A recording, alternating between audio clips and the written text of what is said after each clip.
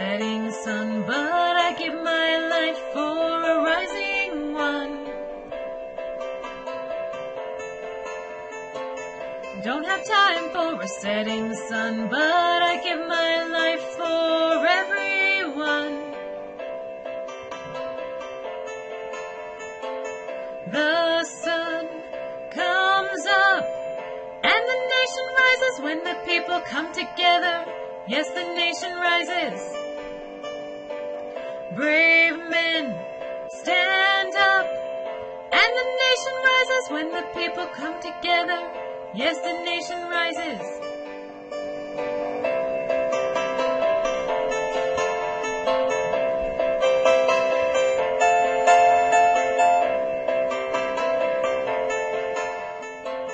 Don't have time for a setting sun, but I give my life for a rising one. To you, George Washington. Don't have time for a setting sun, but I give my life for everyone. To you, America.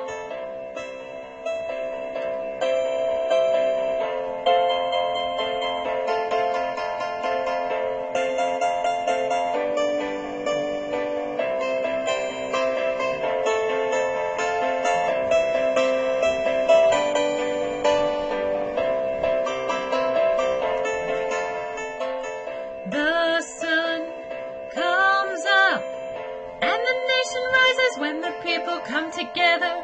Yes, the nation rises. Brave men stand up and the nation rises when the people work together. Yes, the nation rises. It's been a while since old Washington gave his life to this great nation. Again, it's time for a rising sun, so let's stand up all and work as one.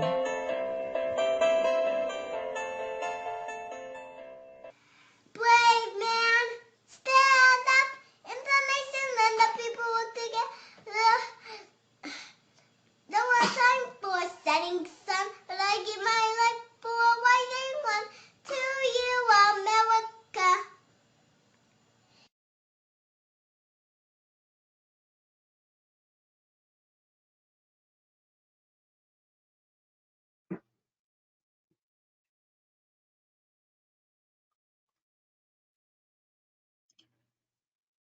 Good morning, America, and welcome to this morning's huddle, brought to you by Going on Offense.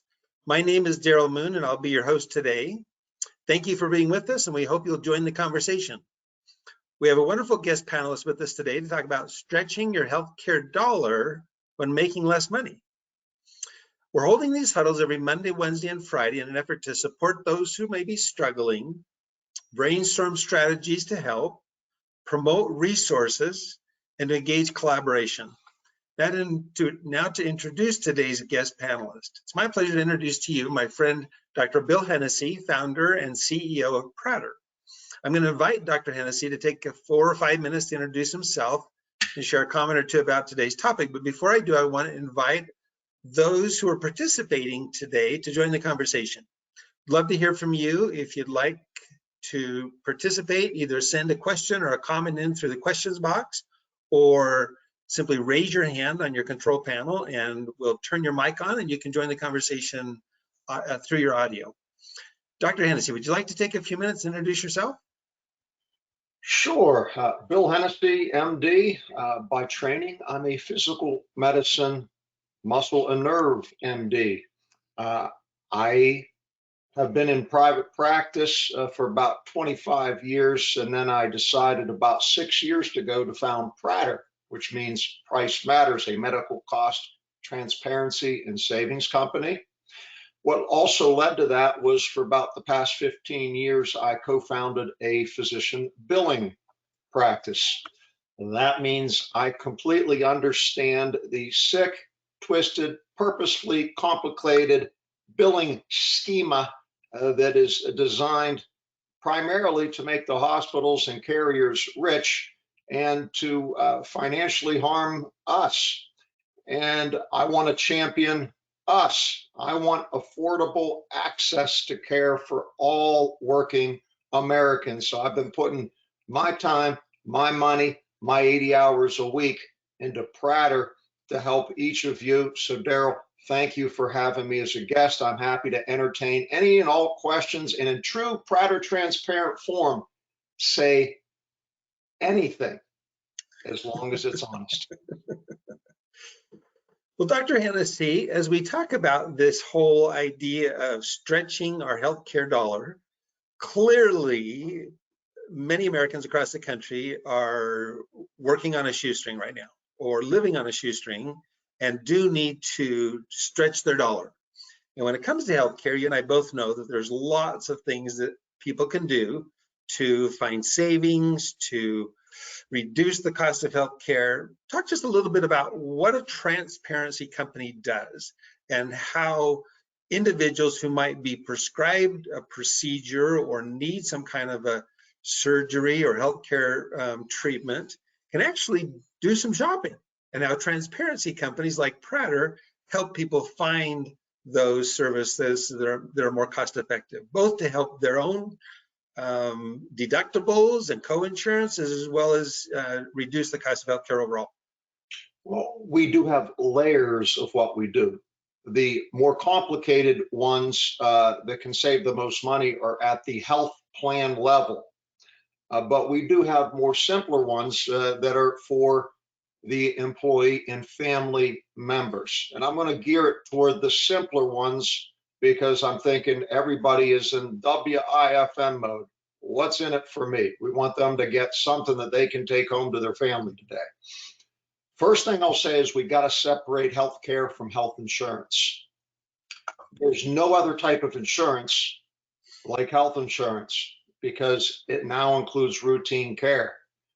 Why do we ask how much a chest x-ray is, a lipid panel with your cholesterol? This is very routine stuff, even an MRI or carpal tunnel release.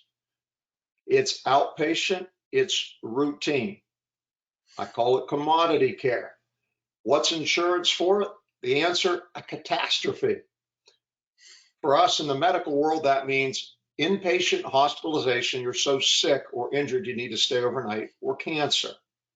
That's really what insurance is for. So my homeowner's policy does not cover State Farm or Allstate mowing my yard or trimming my front hedges.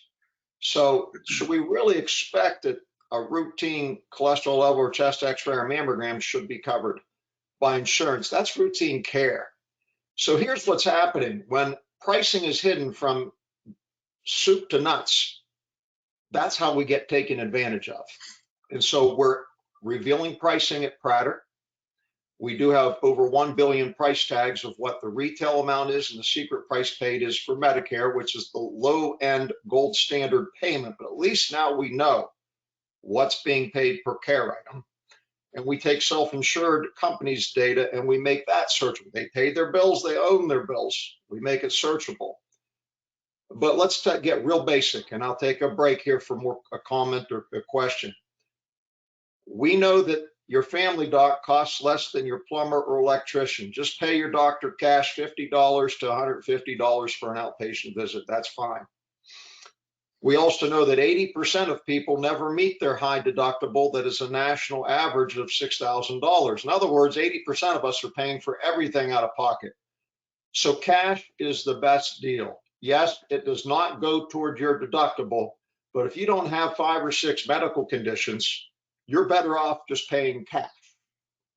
And so the first thing to embed in our heads is there are certain facilities that are more and less expensive. When you leave your family doctor, you're going to get care at a blood work facility, Quest or LabCorp are 2 national ones, there's local ones, perhaps an urgent care facility during off hours or out of state, an imaging facility, or a surgery center. And lastly, the hospital.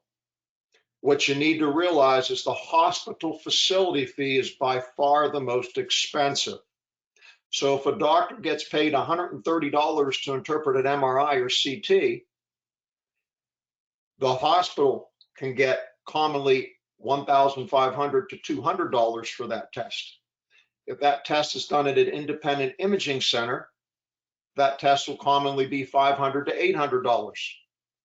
The doctor still gets the same $130. So it's the facility fee that drives costs. So at Pratter, we created a money map of all the best price urgent care centers, surgery centers, imaging centers, and blood work centers. But if you just realize that the hospital is the most expensive place, and you go there when your life is on the line, but for routine outpatient care, you go for a cash price at an independent facility, meaning one not owned by a hospital, you avoid a really, really large facility fee, but often you still get the good MDs that are trained at the same universities that represent hospitals in your cities. So Bill, you made an interesting comment. You're saying that if I have insurance and I just need to go see my doctor, don't use my insurance and pay my $20 copay, but rather just simply pay for cash? Is that what you're suggesting? For 80% of us, yes. Daryl, you're physically fit, you're thin, you don't smoke. Statistically, you are highly unlikely to meet your high deductible. Pay cash and save a boatload of money. Is that because if I say I'm a cash pay, they're going to give me a better price than if it runs through the insurance? Yes. And here's a sneaky teaching point. Again, anybody listening, write this one down. If Daryl, you go into a doctor's office or a hospital to get your abdominal CT, for example, and your job is to get the best price, they're trying to get the most money out of you. There's opposing views right there. You don't want to tell them that you have insurance. You want to ask them what their best cash price is for this test. Get that number. And then you can ask them, then you can show your insurance card. But if you give them insurance information first, they're going to say, oh, we're the hospital, we're sorry, our contract with the health insurance company says if you told us you have insurance, we have to charge you this really expensive rate, whereas the cash rate would have been less. So I always get the cash price first. Now, even as per the ACA, it's called the Affordable Care Act. I refer to it as the UACA, the Unaffordable Care Act.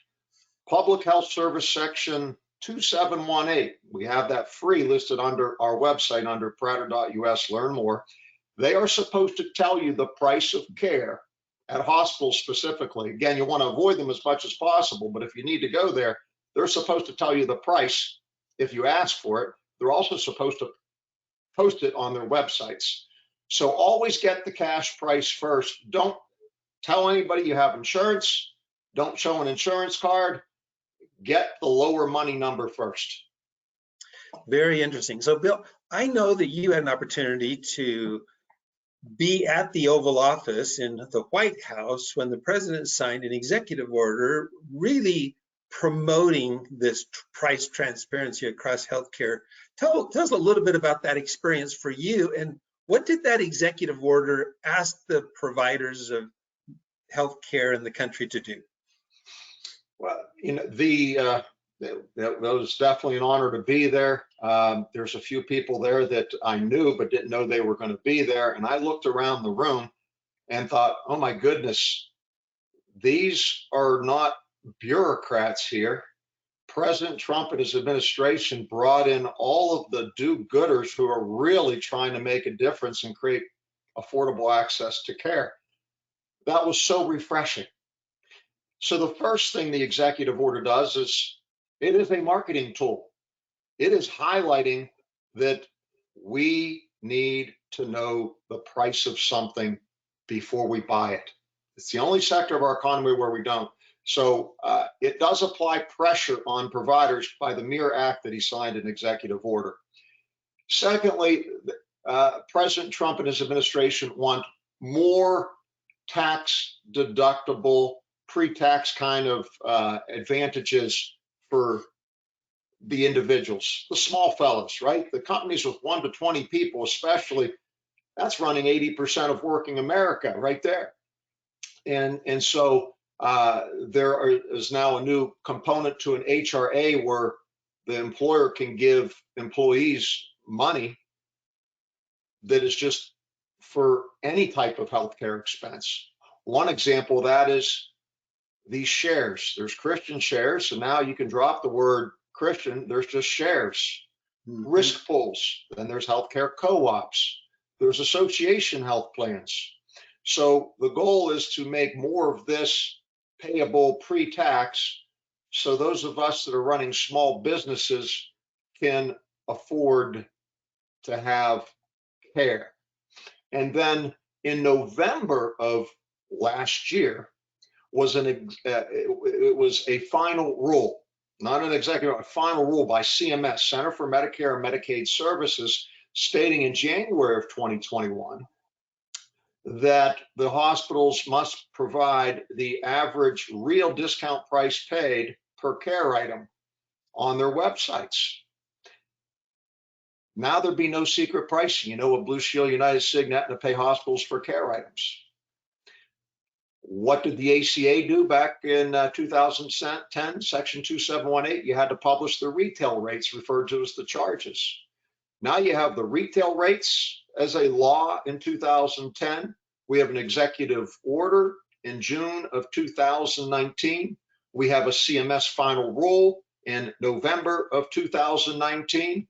Collectively, both the retail amount and the discount real price paid by health insurance companies should be out there. And then it creates competition, right? Known pricing creates competition. It lowers the price tag. And for the outpatient care I'm speaking about specifically, we all win with lower prices. So give me an idea as to where a hospital would post. Have you gone to very many websites and seen that they've actually posted them? And where would I go if I'm going to a hospital to see what their price is?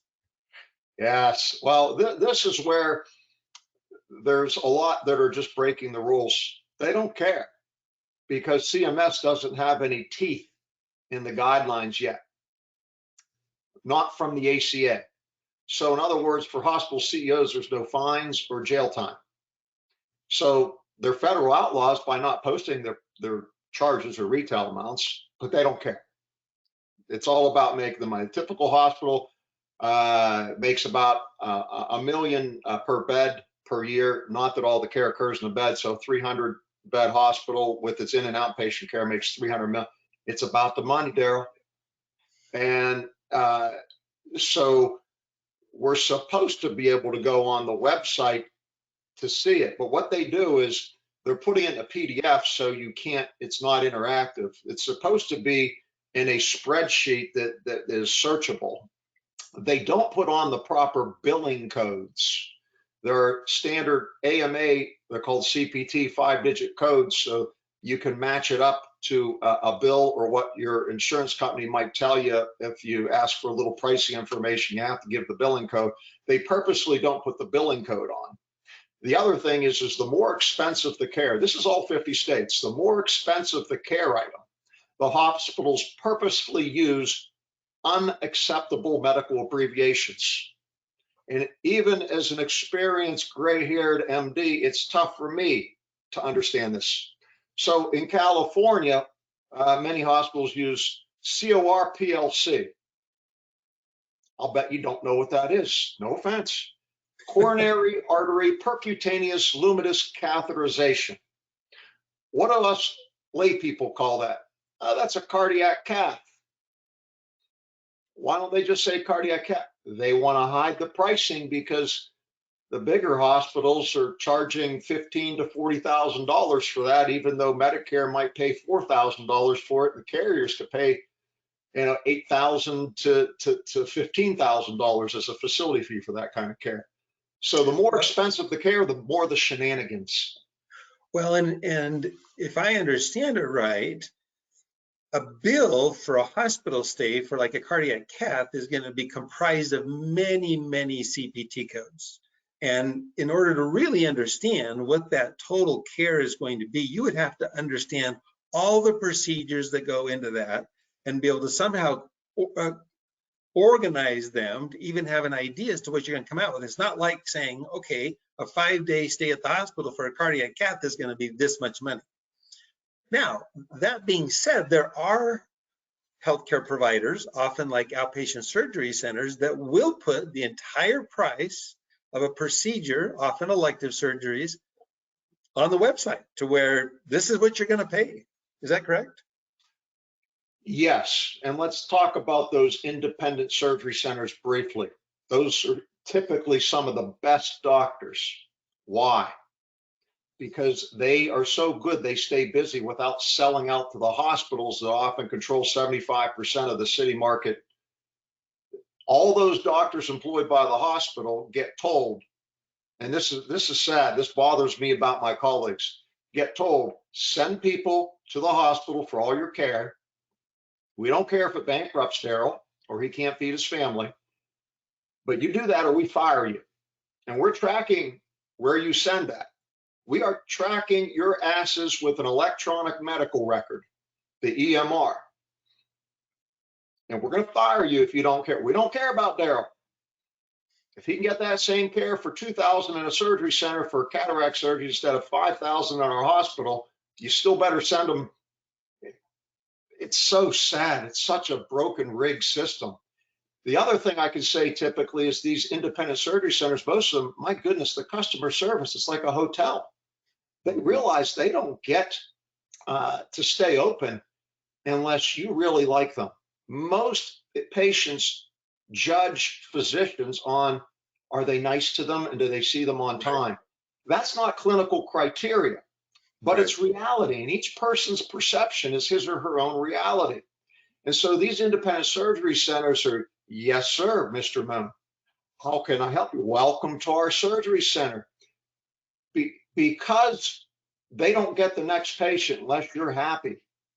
There's accountability there that you just don't see at the hospital.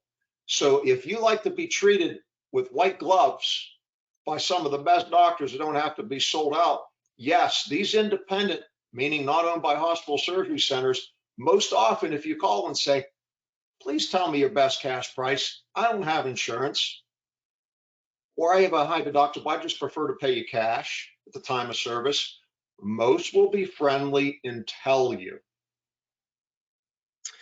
You know, I think you know that I used to run hospitals as a hospital administrator. And as an ex-hospital administrator, I can validate what you're saying. In fact, it felt like to me that my job was to park the ambulance at the right place at the bottom of the cliff to get the most patients to fill my hospital. I had no alignment of incentives at all to put a fence at the top of the cliff, which is why I left running hospitals 23 years ago. Let me give you an example. A few years ago, my son had some shoulder pain, went to the doctor, part of a healthcare system, who ordered an MRI, or I guess it was a CAT scan. No, it was an MRI. Ordered an MRI on his shoulder at the hospital. My wife called and said, okay, he's got an appointment at the hospital on such and such a day to have this MRI. And I'm like, no way are you taking my son to the hospital for an MRI. Give me 5 minutes and I will literally just look up who are the outpatient MRI imaging centers in the area. And I promise you, it's not going to be, it was a $2,000 price tag. And I said, there's no way that an outpatient imaging center is going to cost $2,000. I literally made 2 phone calls and brought it down to $600. And I made a few more, I probably would have brought it down to $400. But it's so true that, and what was interesting was that the insurance I was on included both as an in-network provider. So the insurance company was fine to pay either the outpatient imaging center at a price tag of $600 or the hospital at $2,000. I remember one of the doctors, or I think it was the staff at the doctor's office, said, well, what do you care? If he winds up having the surgery, you've got a $2,000 deductible, you're going to hit your $2,000 anyway. I'm like, well, first of all, I own the company that's paying the insurance that you're taking advantage of. And two, if I don't need the surgery, why pay $2,000 for an MRI when I know I can pay $600? Doesn't make any sense. So it didn't take much effort to simply call an imaging center, find out what their price was, call the doctor's office, tell the doctor's office that we wanted it done at the imaging center, and they simply coordinated the schedule to be done there. It was not very hard at all, but it saved me $1,400. Pretty cool. I'll give one company a plug on imaging. We have embedded in our Google Money Map, best price providers, including imaging, the 1,000 contracted green imaging centers out at Houston, Texas, run by Dr. Kristen Dickerson as CEO.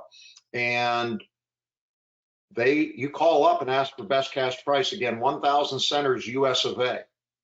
We feature their prices on our search engine, and they're featured with Pratter price tag guarantees on our money map, and Google markers on a Google map. But if you call there, you can ask what's the closest to me and what's the cash price. They will tell you. And most often it's about $600 for an MRI and $400 for a CT, including the radiologist interpretation.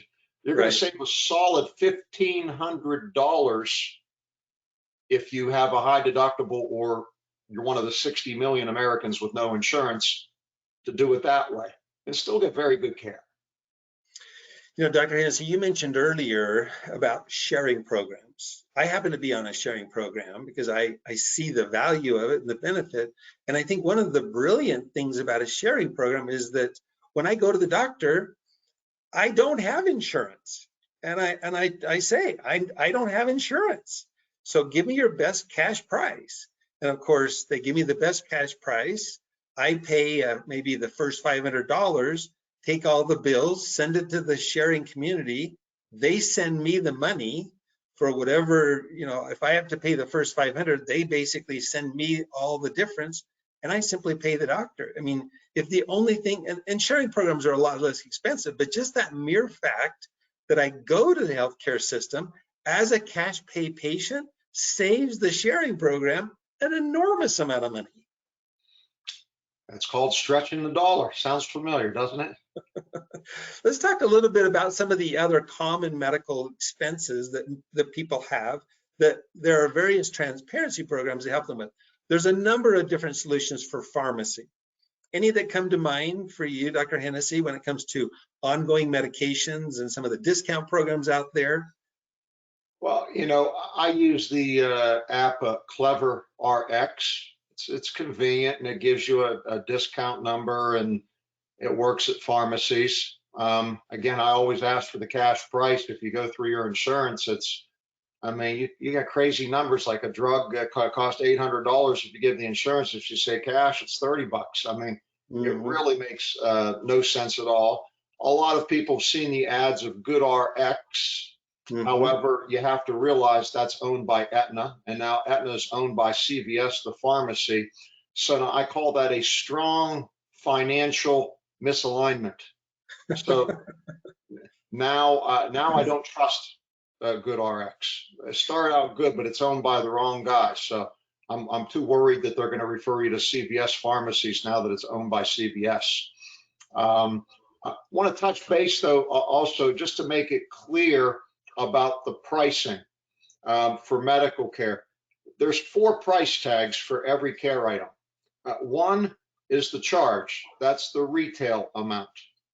2 is the health insurance company discount, which is still often high. And sit down for this. It still permits 1,000% pricing variation commonly in the same city for the same care item in the same network.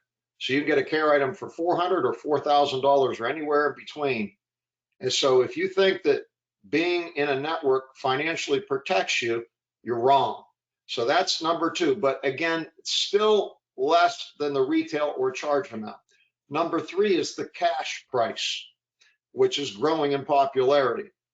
And that's because we're paying out of pocket, many of us. And number 4 is Medicare.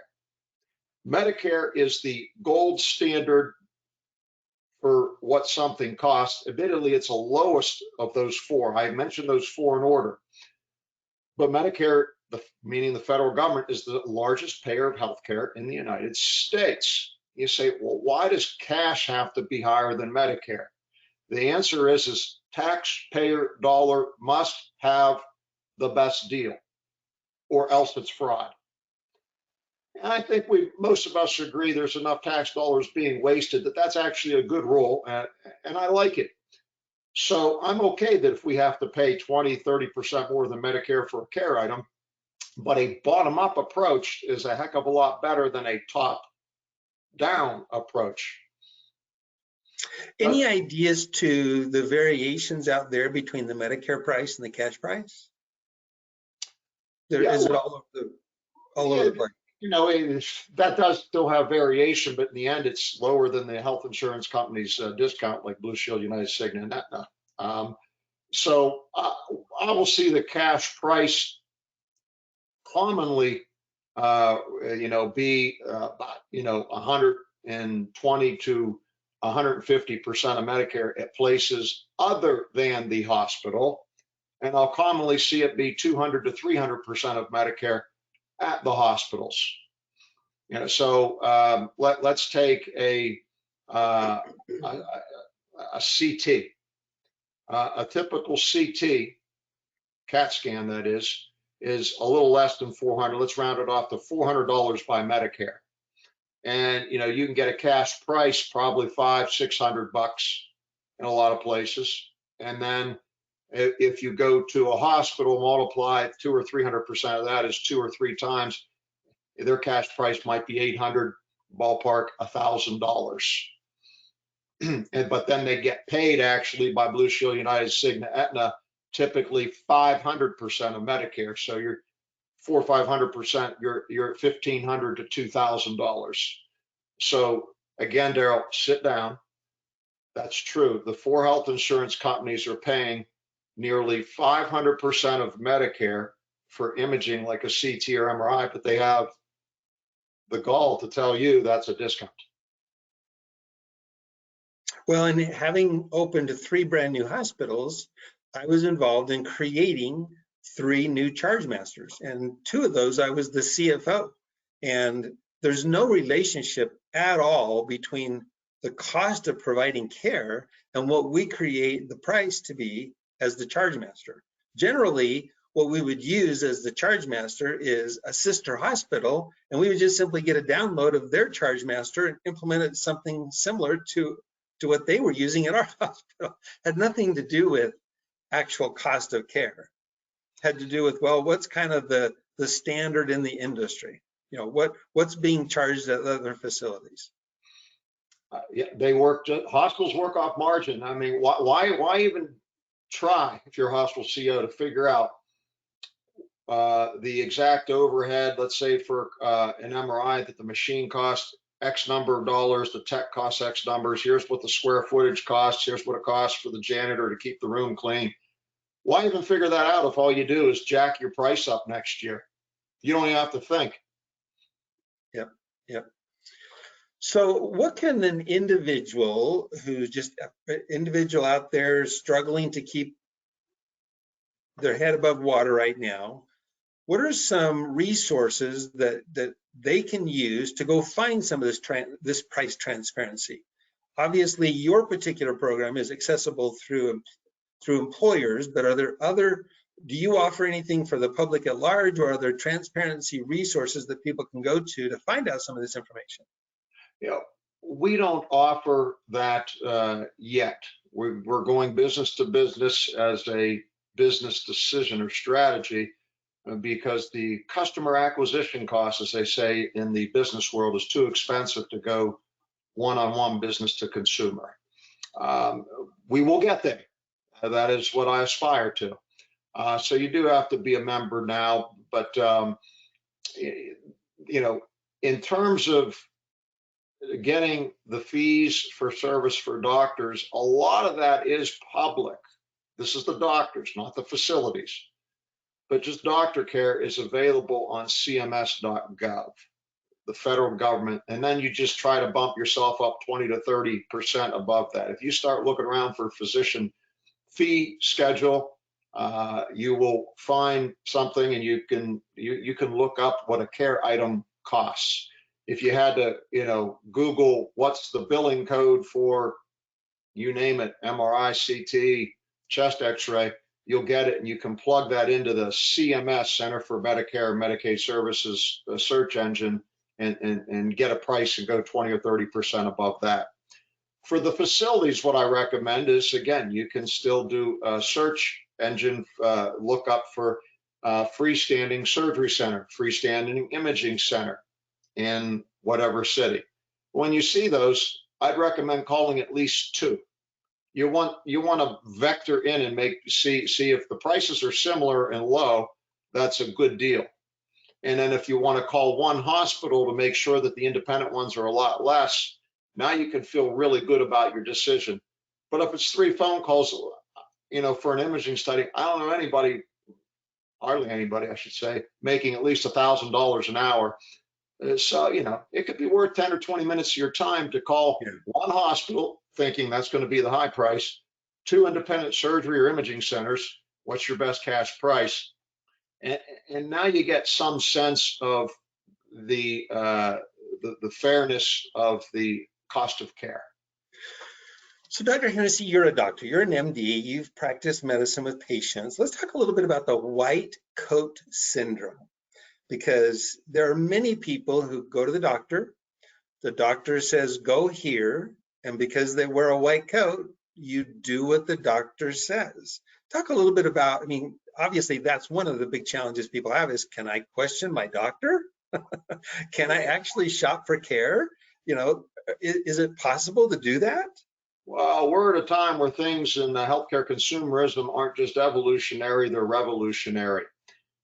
So I'm going to make a correlation. In the 1990s, at first, Daryl, you and I thought that we were too important and too good. We had to get brand name drugs.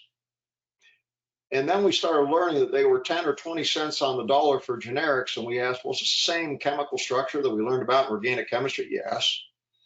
Is it safe? Yes. FDA approved? Yes. So I don't have to pay $200. I could pay 20. Yeah. Okay. So it became known that we would accept a generic instead of a brand name. So here's the next known. Trust your doctor with your life, not your wallet. I like that. Don't go down the hallway. I just gave you 2 sayings that every one of your listeners should remember. So yes, your doctor does not have your best financial interest at heart. If he or she prescribed care, I think you do need that care. But they really don't care about your wallet. They're just worried about saving their jobs. But if you say, I need to go someplace affordable or else I can't get the care, I'm not going to go to the hospital, you're not going to get pushback. Again, trust your doctor with your life, not your wallet, or don't go down the hallway. Remember it. Well, and one of the most common outcomes of a doctor's visit is a prescription. And often they'll say, well, would you like me to call this prescription into? But a lot of these apps, these discount pharmacy apps, you can literally put the prescription in and it will tell you if there's a generic substitute. And by simply, while you're with the doctor, putting that in and saying, doctor, it appears to me that there are some substitutes. Would these others work for me? Now, again, that takes a little bit of boldness because, doctor just told you what he wants you to take, but there are tools. And for our listeners, those discount pharmacy apps are free. In most cases, there's no cost to downloading a pharmacy discount app. And it'll tell you if there are generic substitutes that you can simply ask the doctor while you're with them. Now, in terms of the broken rig system, there are now instances, Daryl, in which the brand name is cheaper than the generic because just like the hospitals, the 4 health insurance companies like to work off margin. So they want you to pay more for care so they can charge even more because their loyalty, as their only fiduciary as they see it, is their stock shareholder. So now they're tricking you sometimes and making the generic more expensive. So out of habit, you ask for the generic, you think that has to be the best price, but now the brand name is. So if you're going, you have to ask for what's your best generic cash price and what's your best generic brand name price. You know, I had not heard that before, but that makes a lot of sense. That it's not just about asking for the generic, it's really about using those apps and those devices to figure out what's the best price. And that's going to do the same thing. That's going to give me the health care I need, but the better price. It's really about being a shopper. Agreed. Again, separate health care from health insurance. Insurance is for a catastrophe, cancer, or an inpatient hospitalization. We need to take a more active role in determining where we get our care once we leave our family doctor. Keep any doctor you want. We're not, our company or me personally, I'm not trying to change anybody's doctor. That's a sacred relationship. So going back to pharmacy, I don't know if you've heard of it. There's a couple programs, you know, if a person's has a chronic condition and they're going to have to be on a chronic medication on an ongoing basis, and that chronic medication, that the best that they can do is over $50 or over $25. There's some programs out there one's called RX Help Centers and one's called Prescription Assistance 360, where they will actually help you through philanthropy groups and discounts from the manufacturer. They'll help you get that $90 a month prescription down to $50 or $25, so that, you know, you might be stuck having to be on this prescription every month for a year on end, but why not get some help to get those at the lowest price possible? That's I don't great. know if you have experience with those or not, but I've heard I was not aware of those, but no, that's great. What are some other price or shopping strategies that our listeners can take advantage of when it comes to stretching that healthcare dollar? Well, you know, the other thing I just have to say is economics 101, the best way to decrease costs is to decrease consumption. And that means literally, I'd like everybody to be thin and physically fit because obesity is the #1 driver of healthcare costs in the United States.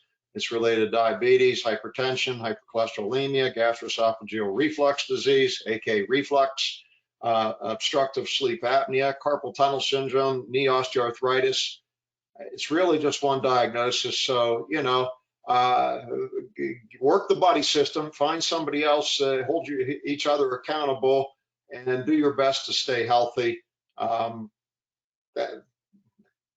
Got to be a doctor here too for a brief second. That's what I want. And, you know, where I want to also go with this is no matter what, after you get care, you get a bill. So I want to talk about the bill briefly, because that could be intimidating as all get out. Right. Typically, the bills don't have anything itemized, especially the hospitals. Can you imagine that you actually have to ask for an itemized bill? I find that offensive. I'm never going to pay a bill unless it's itemized in my personal or professional life. So the first thing I tell people is ask for an itemized bill. On our blog at pratter.us, I have how to ask for your itemized bill. I also have on that same blog how to ask for your medical records. And what you're looking to do is see what care occurred and is it the same as what was billed? Because there's so many egregious predatory billing things that a lot of times you don't even need to be a doctor to figure it out. So I have a couple friends, for example, we asked for the itemized bill. What's that mean? The full name of each medical test without abbreviation, because you're not a doctor. And next to that, the 5-digit billing code. And you may say, I don't know if I want to ask for it. I don't know what that is. Just ask for it. It's helpful. So one friend who said, hey, Bill, I asked for it. And in my ER visit, the doctor charged a level 3 ER visit, but the hospital charged a level 5. These don't match up. What does that mean? I said, you're right. They don't match up. They should be the same. The doctor's the captain of the ship. If he says there's a level 1, which is benign, level 5 is life-threatening, the doctor says that's a level 3 in between, well, that hospital should be billing a level 3 also. That's called upcharging or fraud. You don't pay it. You tell them you're willing to pay a lot lesser if you reprocess it a level 3. Gee, I had a friend with no medical background figured out. I have another friend who, the wife had some pelvic pain, and it was after hours and kind of severe. Thought better be safe than sorry, went to the ER. You got asked for an itemized bill. We found out that there was a blood test for pregnancy and a urine test for pregnancy. And it's like, well, that's redundant. It's not like she possibly could have gotten pregnant between getting the blood test and giving a urine sample. We're not going to pay that. We commonly see unbundling of blood work where you say, well, this one test was ordered. There's only one blood test ordered, a comprehensive metabolic panel, but it was unbundled to a basic metabolic panel, liver function test, and a creatinine level. Now, you may not know what those mean. I do, but you see one thing was ordered, but 3 things were billed. Well, that's also fraud. So just merely by asking for an itemized bill, you can find stuff without being a doctor. And then importantly, you want to compare that to your insurance. It's called an explanation of benefits. How many rows of things does the insurance company say I have? Well, the hospital charged 6 things. My insurance company says I owe 4. Well, let me find the 2 that I don't and subtract that out. I'm not going to pay the hospital that. But you have to, again, if they're getting a bill, if you get a bill that's just one number, pay us this egregious amount of thousands. No. Don't pay it. You're going to itemize it. And you're going to get your medical records now. Why would you also get your medical records? Because now you can't trust them. You want to see what occurred matches what was billed.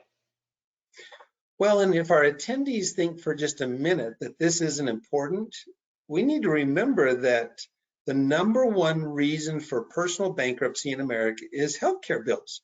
And the majority of those people who file bankruptcy had insurance. So this is not a minor issue that individuals can take responsibility and help themselves with. Mm-hmm. You don't need to be a bankruptcy attorney or a doctor to ask for an itemized bill and to compare the medical record with the itemized bill. If it's a $30,000, that's a big investment. You can buy a nice car with $30,000. You ought to be looking at that bill pretty closely. And I loved your advice at the beginning. Just ask for the cash price. We're so used to, and we feel so protected by having an insurance card.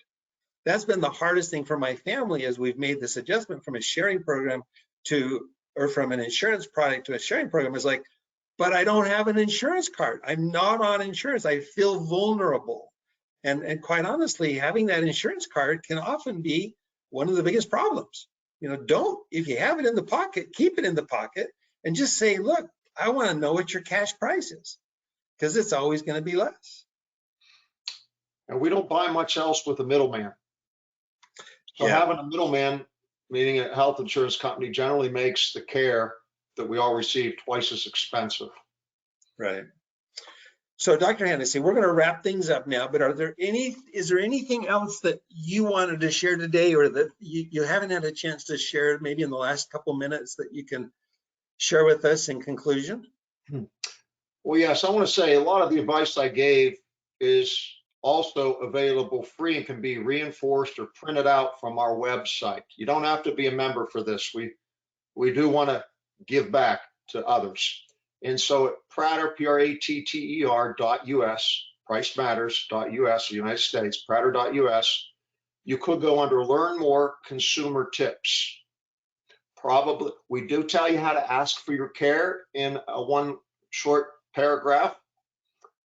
I do have a 2-page document. The most popular one is how to handle a surprise medical bill.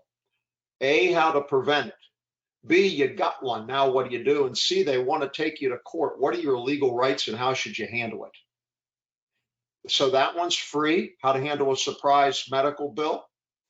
I did tell you the 4 different price tags for care: the charge, the insurance discount, cash, and Medicare. And then there's how to ask for the best cash price. At the bottom of our homepage is our search and save engine. If you click on it to learn more, you don't get to see the search engine yet. We don't have a business to consumer, but we do show you those 4 different price tags, what they mean, a common ratio, and how to ask for your care to get a great cash price. So that information is also free. On our blog, we do have the how to ask for your itemized bill, because it can be intimidating. It's short, copy and paste it, and how to ask for your medical records. And if you wanted, I can directly forward those to you, Daryl, and you're free to distribute those 2 Word documents or post them wherever you want. You know, we could post those on the resources page of this Going on Offense website that we built. So yeah, if you want to forward those to me, I'd love to post those. At Pratter, we say, don't be bullied, be the bull. Dr. Hennessey, this has been fantastic. Thank you so much. In conclusion, I want to mention that our guest panelist this Friday, May 8th, will be Andy Neary. Andy's a former professional baseball player and a 20-year veteran of the health insurance industry. Andy will be sharing thoughts about lessons learned as a pitcher about resilience. There will be a post-huddle survey that you'll receive in an email following this conclusion of this huddle. Please give us your feedback by answering that survey. And if you have ideas or thoughts or themes for upcoming future huddles, please share those with us. You can communicate with us through the Contact Us page on goingonoffense.com. Also, if you have recommendations for future panelists, please share those with us. Again, we want to thank Dr. Hennessey for his participation today. In conclusion, I'm going to show a video, a YouTube video that talks about a neighborhood in Utah who decided to do a Zumba class to keep up on their exercise through their neighborhood. So I'll run that now. I'll say goodbye. Remember, we do these every Monday, Wednesday, and Friday. And again, Dr. Hennessey, thank you for joining us. It's been a pleasure. Well, and thanks for having me, and happy Pratter Day. Great.